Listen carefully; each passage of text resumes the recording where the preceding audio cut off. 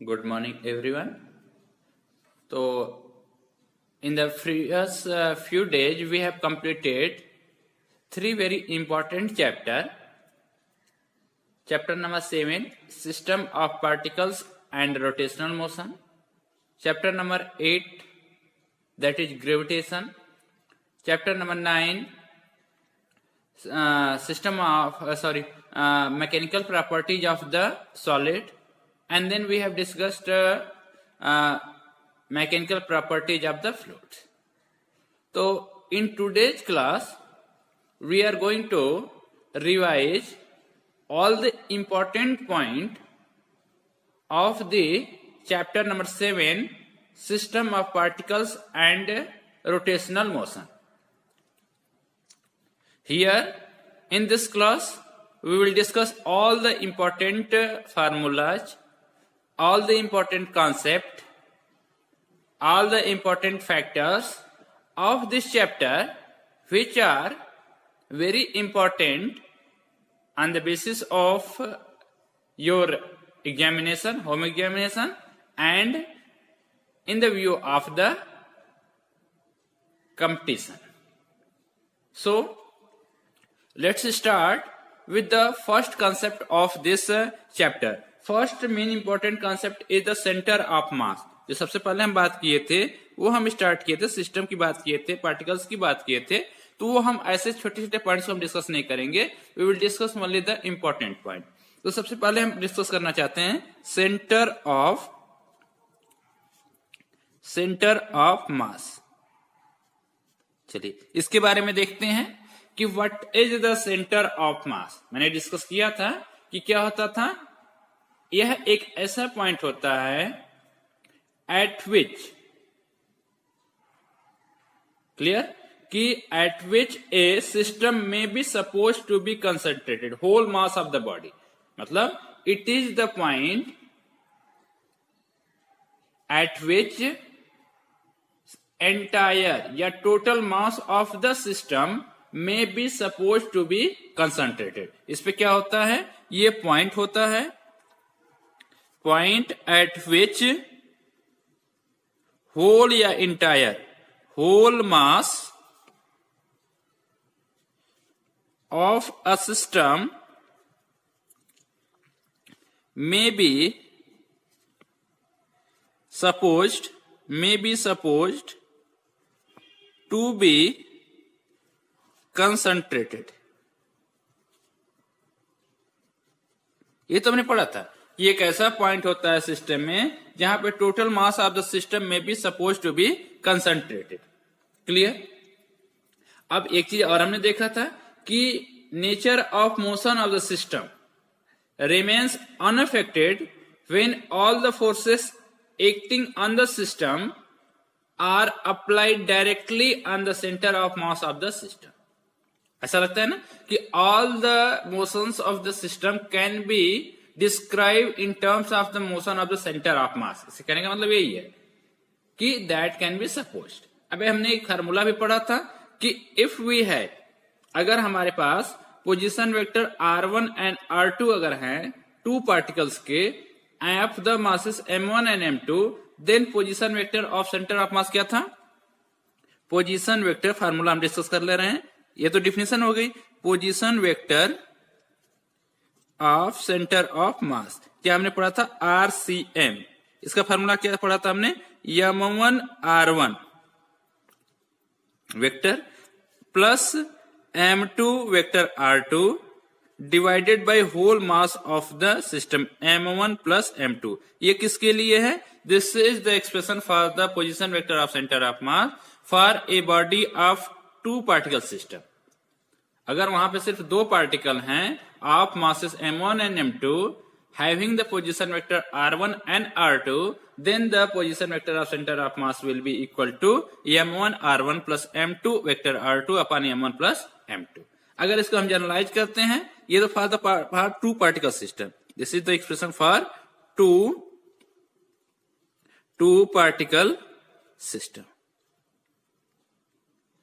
अब for n particle system अगर discuss कर लेते हैं, जनरलाइज कर ले रहे हैं. For n particle system. For n particle system अगर हम डिस्कस करना चाहें तो what we have, this vector is there RCM, vector RCM बना लीजिएगा. This will be equal to M1 vector R1 plus M2 vector R2, इसका हम generalise कर रहे हैं, M2 vector R2 plus generalise कर लेते हैं M3 होगा Mn vector Rn whole divided by total mass of the system M1 plus M2 plus M3 dash plus Mn, जहां पे क्या है M1, M2, M3, Mn are the masses of the respective particles of the system and their position vector R, R1, R2, R3.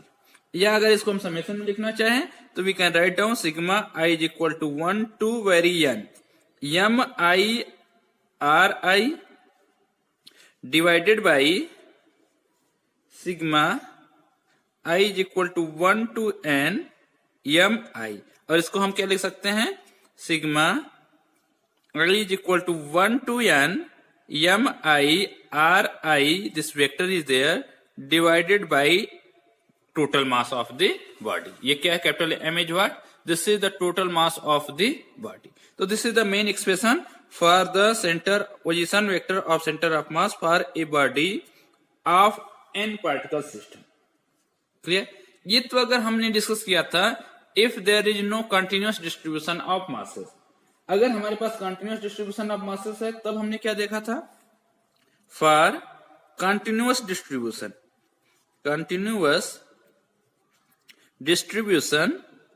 जो हमारा summation होता है that will be converted into integral.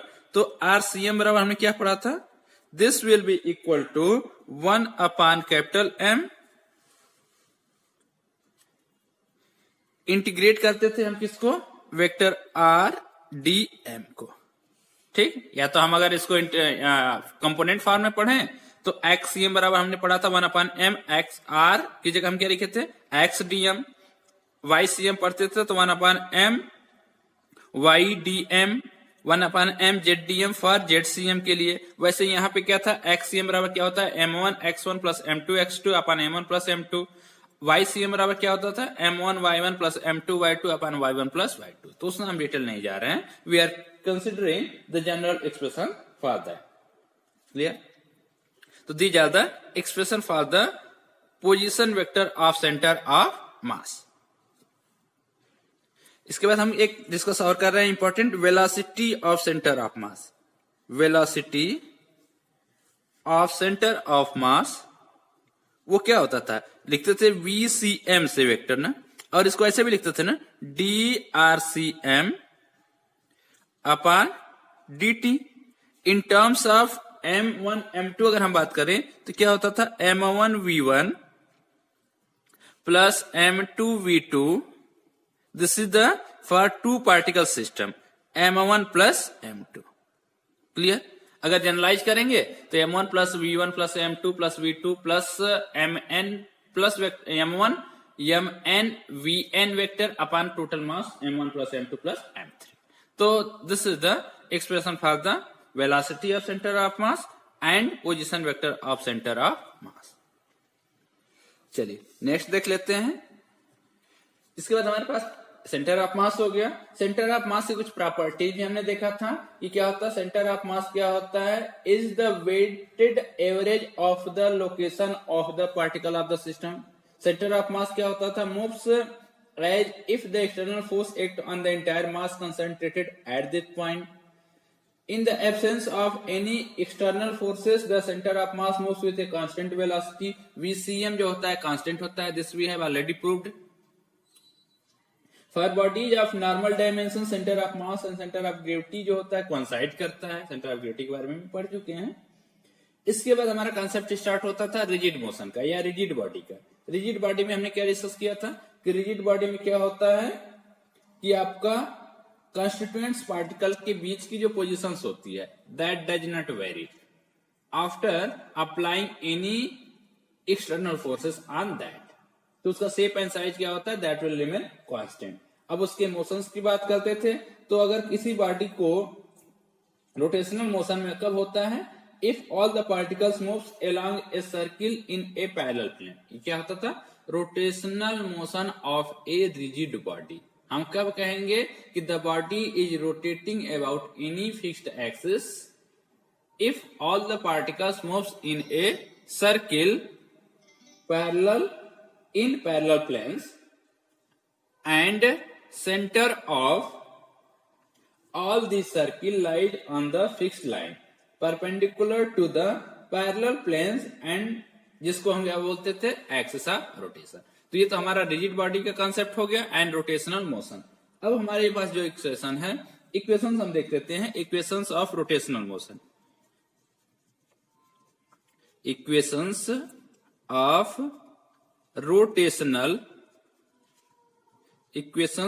rotational motion। ये क्या है? आपने पढ़ा होगा in case of translatory motion equations of motion are there, 3 equations of motion are there. तो वैसे ही हमारे पास 3 इक्वेशन ऑफ मोशन में डिस्कस किया था। पहला हमने क्या डिस्कस किया था? प्रूफ हम यहां नहीं करेंगे। Omega is equal to omega 0 plus alpha into t. ये किसके इक्विवेलेंट है? v बराबर u प्लस ए टी। ये हमारा ट्रांसलेटरी मोशन में जो हमारा होता था, velocity of a body at any time t having an acceleration a moving with initial velocity u, then final velocity will be given by this way. So similarly, the angular velocity of a body rotating with initial angular velocity omega 0 having an angular acceleration t at any time t, ये आपको angular velocity है। इसी तरह से आपने देखा था second equation क्या होता था? यहां होता है आपका s बराबर you t plus half a t square, distance moved by a body at any time t moving with velocity u having an acceleration a। तो यहाँ पे s क्या होता है? थीटा होता है ना, वहां पे लिनियर डिस्प्लेसमेंट होता है, एंगुलर डिस्प्लेसमेंट होता है। Is equal to initial velocity क्या होती है? Omega 0 t plus half a की जगह क्या होता है? Alpha into half u t plus half a t square. तो यहाँ पे क्या हो जाएगा? Half alpha t square. This is the second equation. Third equation हमारा क्या होता था? जैसे यहाँ पे होता था कि v square is equal to u square plus twice a into s. तो सिमिलरली v की जगह क्या यहाँ पे है? यहाँ omega square is equal to omega 0 square plus 2 into alpha into theta. These are what? These are the equations of the rotational motion. इसके proof की हम डिस्कस यहाँ नहीं करेंगे, proof we can do in the theoretical classes. ये हो गया। Next और इंपॉर्टेंट पॉइंट हमारा है टॉर्क के बारे में। ये चल चीजें इंपॉर्टेंट है। What is torque? ठीक, अब टॉर्क की डिफिनेशन हमने क्या लिखा था? ये टॉर्क को हम क्या बोलते हैं? This is the turning effect of the force ना। टॉर्क क्या होता था? This is the turning effect of the force about the axis of rotation. इसी को बोलते हैं टॉर्क या मोमेंट ऑफ फोर्स ना। ये क्या होता है? This is it is turning effect, it is turning effect of किसका? फोर्स का। ठीक, which has tendencies to rotate the body, force about किसके? About the axis of rotation, about the axis of rotation. And इसका दूसरा नाम क्या है? And also known as या कॉल्ड मोमेंट ऑफ फोर्स। इसको मोमेंट ऑफ फोर्स भी तो बोलते हैं या टॉर्क, मोमेंट ऑफ फोर्स। ये तो हमने डिफिनेशन देख ली। इसका एक्सप्रेशन क्या था? That is moment of force, moment of force or torque. Tau बराबर क्या होता था? या पहले हम वर्ड में लिख लेते हैं। फोर्स क्या होता था? Force multiplied by perpendicular distance. ये आपने देखा होगा, perpendicular distance from the axis of rotation, जहां पे हम फोर्स अप्लाई कर रहे हैं। या टाउ बराबर क्या होता था? एफ इंटू डी, या इसको मोमेंट आर में बोलते थे। ये तो हमारा टाउ बराबर एफ इंटू डी या एफ डी। ये तो हमारे स्केलर फॉर्म में है। अगर हम वेक्टर फॉर्म में बात करें, ये तो हमारे scalar form, which is the scalar form, scalar form. अगर इन वेक्टर फॉर्म बात करें, इन वेक्टर फॉर्म अगर हम लिखना चाहें, इन वेक्टर फॉर्म, तो वेक्टर टाउ बराबर क्या होता था, r cross F.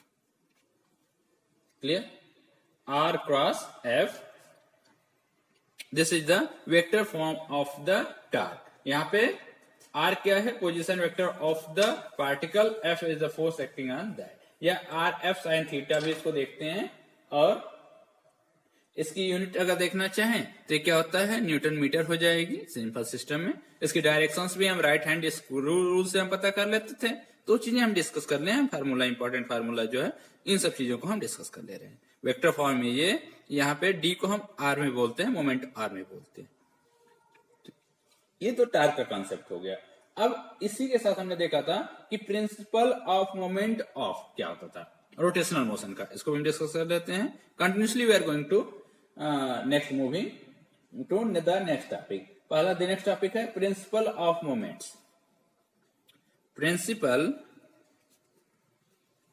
Of moments, principle of moments किसके लिए, of rotational motion, principle of moments of rotational motion.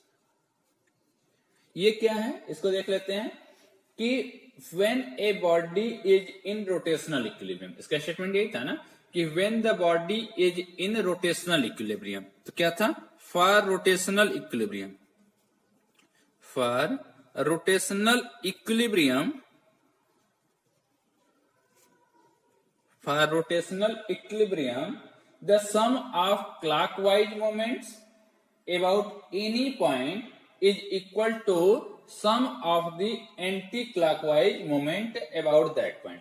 या हम इसको ये कहते थे कि algebraic sum of the moments about any point is equal to 0. ठीक, क्या होता था, anti clockwise moment, clockwise moment,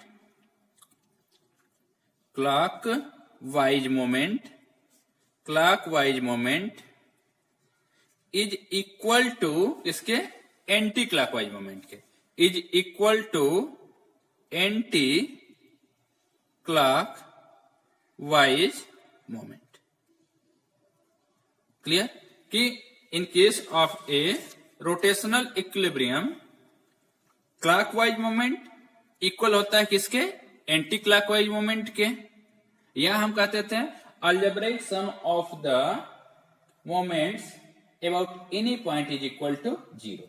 या इसको हम ये भी देखे थे, ये क्या होता था, F1 इंटू D1 बराबर क्या होता था, F2 इंटू D2। फार्मूला भी हमने देखा था ना। अब इसको एक चीज और हमने देखा था, ये क्या था, लोड इंटू लोड आर्म, यही प्रिंसिपल है। Load arm is equal to effort multiplied by effort arm, effort arm. यही है इन मैथमेटिकली अगर इसको लिखना चाहें प्रिंसिपल ऑफ मोमेंट्स को, तो load multiplied by load arm is equal to effort multiplied by effort arm. और इसी को ऑल्सो कॉल्ड क्या इसको बोलते थे, लीवर प्रिंसिपल, क्योंकि इसी पे आपका लीवर काम करता है, प्रिंसिपल। तो this is about the principle of moments of the rotational motion. कि क्लॉकवाइज मोमेंट किसके बराबर होता है, एंटी क्लॉकवाइज मोमेंट के, या sum of the total torque या total moments about any point is equal to 0। चलिए, इसके बाद हमने क्या देखा था, नेक्स्ट आवर टॉपिक था कपल के बारे में हमने पढ़ा था।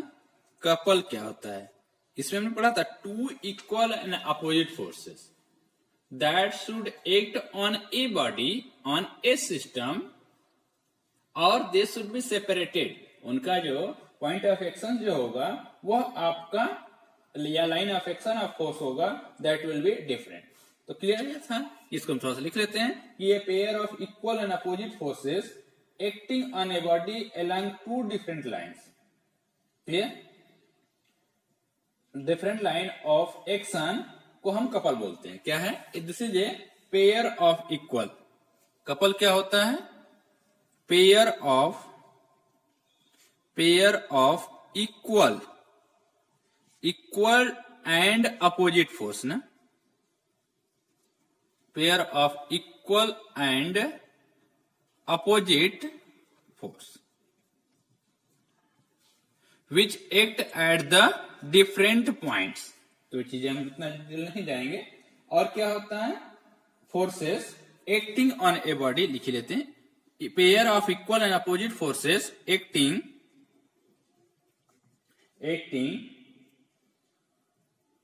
on a body along two different at different points, ऐसे सिंपल वर्ड में लिख लेते हैं।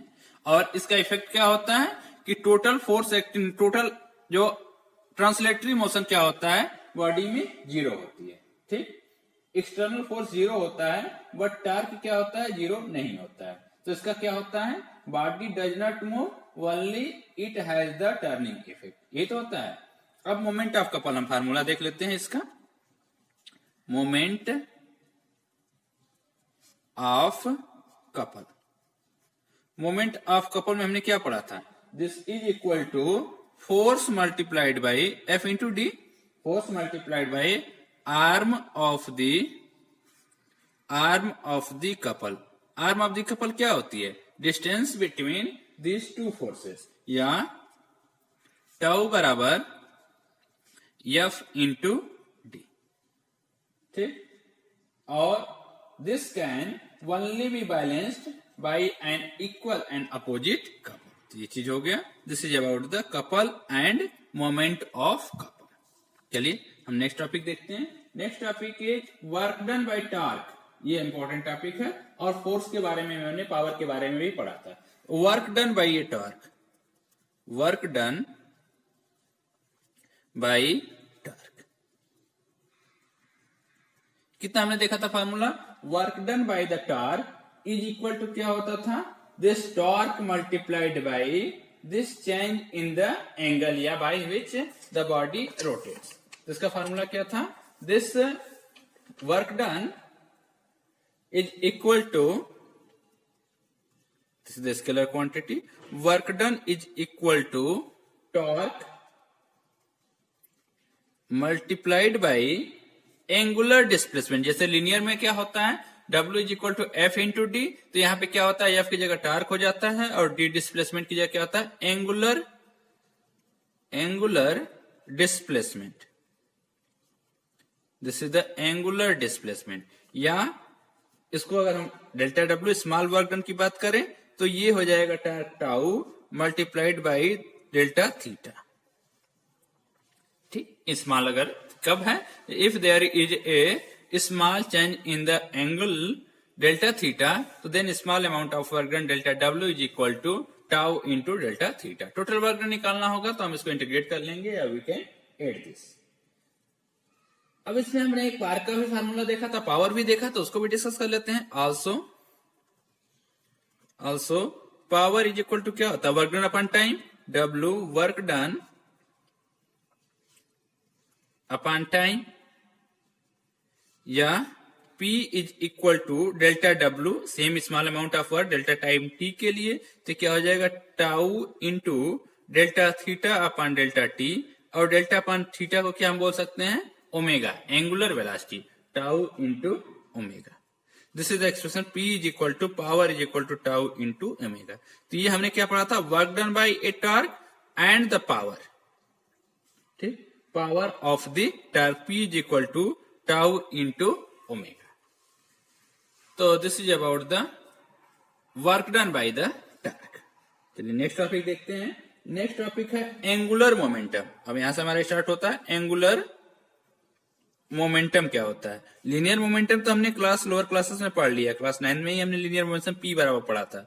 अब हम बात कर रहे हैं एंगुलर मोमेंटम। इसको कैसे लिखते थे? Angular momentum L this is a vector quantity, हम वेक्टर नहीं लीनियर पढ़ रहे हैं, मैग्नीट्यूड में स्केलर फॉर्म। तो एंगुलर मोमेंटम क्या होता है? Moment of the linear momentum.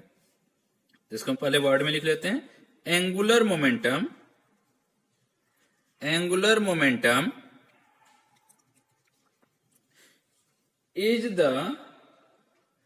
Is equal to the moment of the linear momentum, मतलब आर क्रॉस पी। तो लीनियर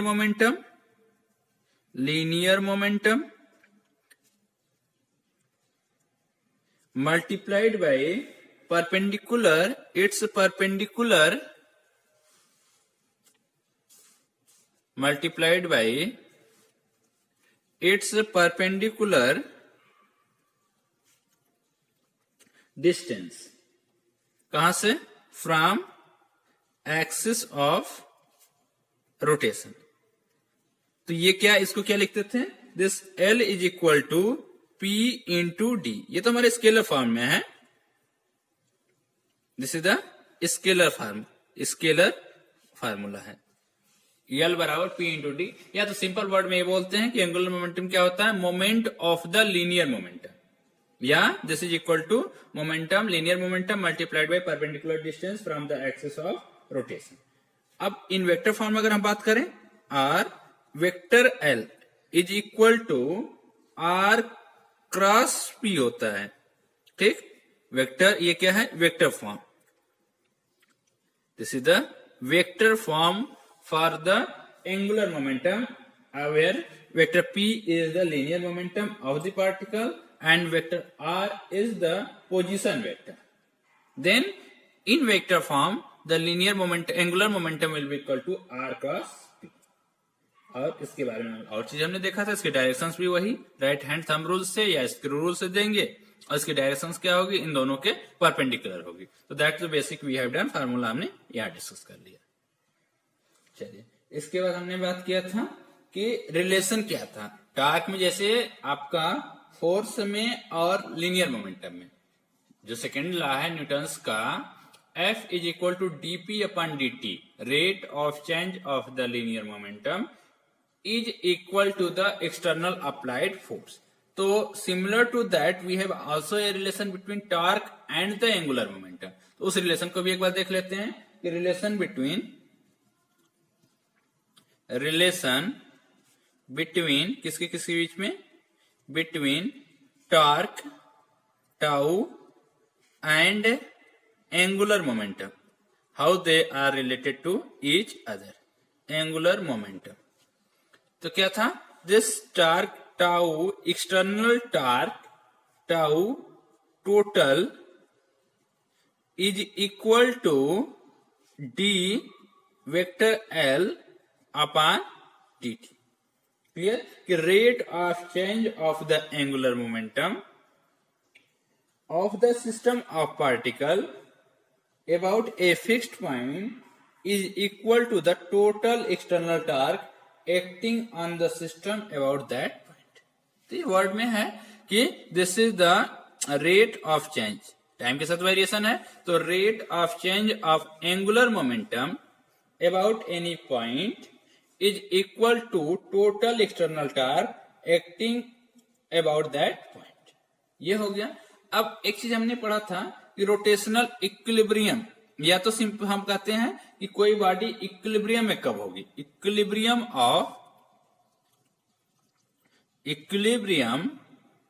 ऑफ रिजिड बॉडीज। इसमें क्या होता था कि body should have the rotational equilibrium and आपको translational equilibrium at the same time, it should have both the equilibrium ना।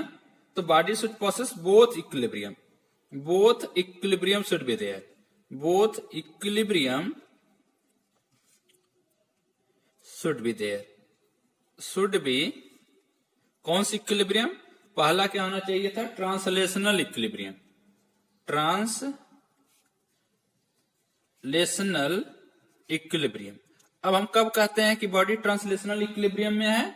If total external force acting on the system is equal to 0।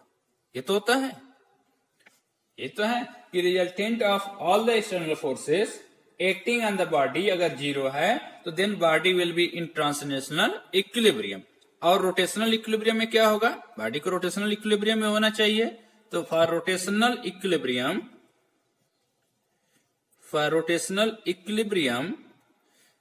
total external torque should be this should be vector, this should be equal to 0। ये तो पढ़ा था आपने कि the resultant of the torque due to all the forces acting on the body about any point must be 0 या that should be the 0।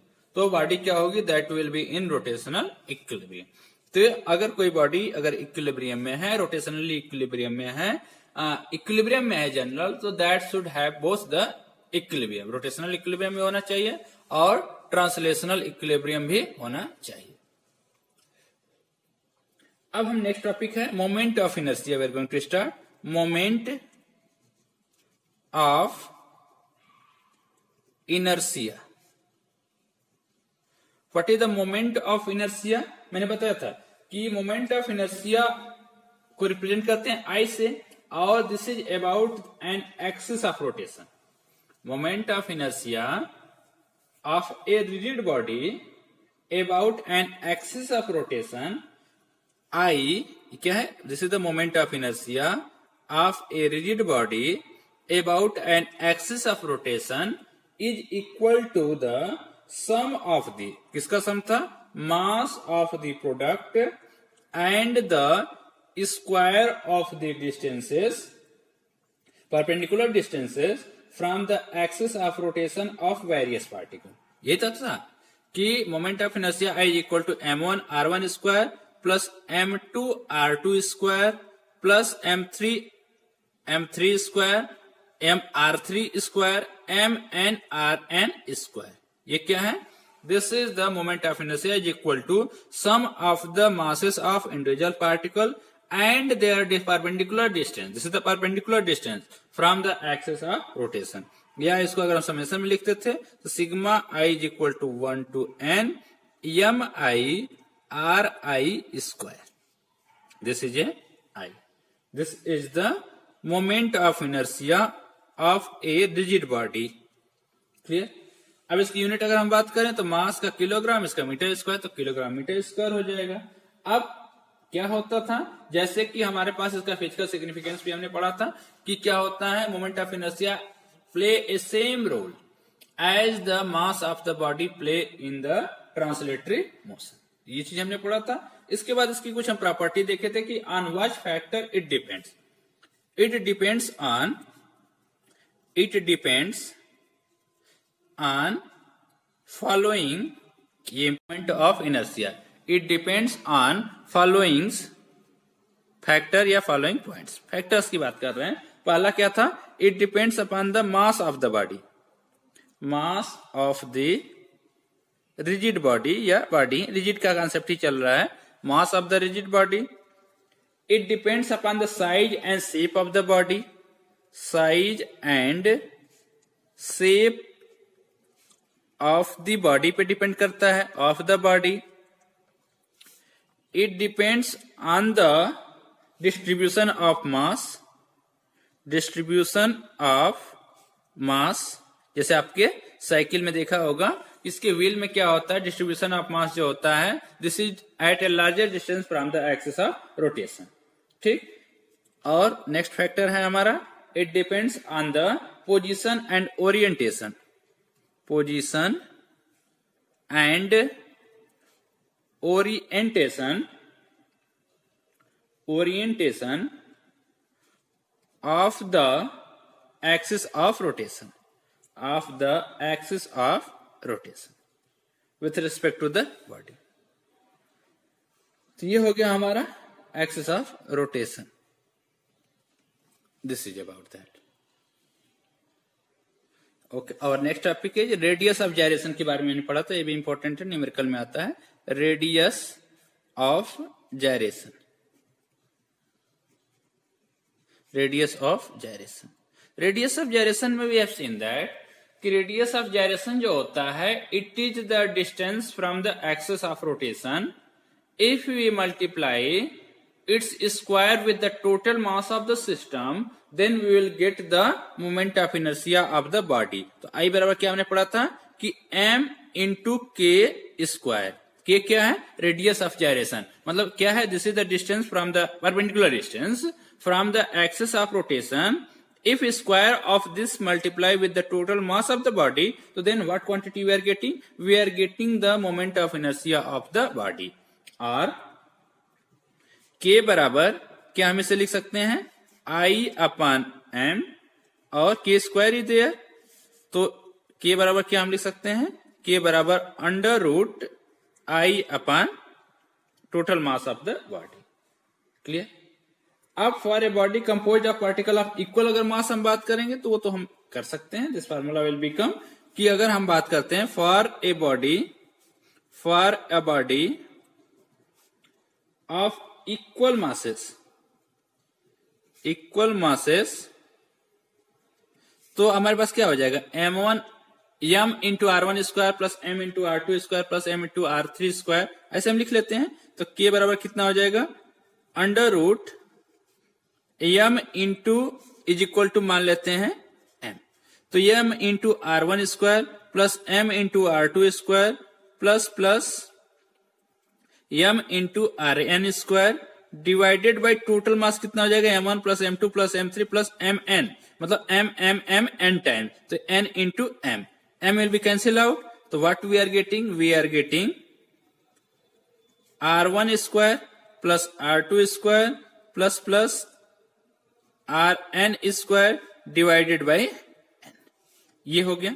अब इसी से हम अगर फिजिकल मीनिंग इसका देखें तो व्हाट इज द मीनिंग कि रेडियस ऑफ जायरेशन क्या है? That is radius of gyration is what? Radius of gyration is equal to किसके इक्वल है? फार्मूला से देखिए, equal to root.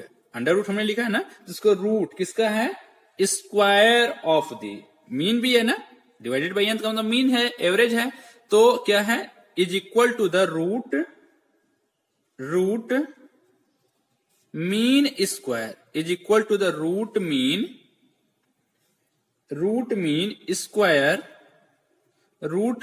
Square distance of the particles from the axis of rotation. From